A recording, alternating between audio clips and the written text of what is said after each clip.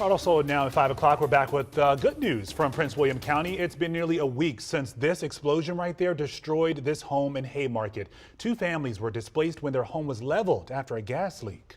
But this morning, really a miracle. Firefighters rescued a missing dog from the rubble.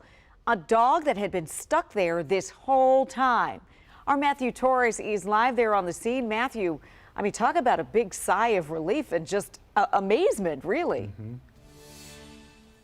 Leslie, yeah, we spoke to firefighters not too long ago. They say they are surprised that this dog is still alive. Certainly a piece of good news despite what happened to the families here and despite what happened to the community as a whole last week. Now, I'm being told that the dog actually was stuck on the other side of this property in the corner there on the ground underneath what appeared to be parts of the wall blown out of the house. I'm told an insurance inspector was combing through the property this morning, heard 6-year-old Brandy barking. Neighbors who've been in close contact with the dog owner says she suffered minor cuts and burns, but is expected to make a full recovery. This was a big moment for next door neighbors, ecstatic that she's been found. They've also been helping search for 2 cats who are still missing. Firefighters even returned this afternoon with shovels in hopes of finding the cats. So far, no sign of them, though.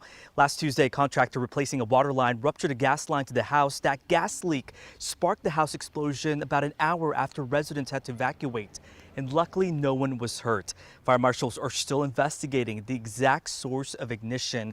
Brandy dropped or either was thrown away from the 2nd floor where she was staying with one of the families renting this house.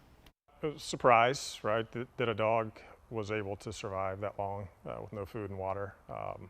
It was cold at night, and the fact that they put so much water on the fire when it was actually going for the dog to survive is pretty remarkable. When you have structural collapse, you have void space that creates livable conditions for anything that may be trapped in there. And call it lucky or unlucky, the dog was in one of those spaces. I think it's safe to say that the dog was lucky. Now, despite all of this, the community is still rallying together and trying to raise support for the families impacted. And one way is they set up a way for people to donate electronically online through the Piedmont Charitable Foundation. Guys.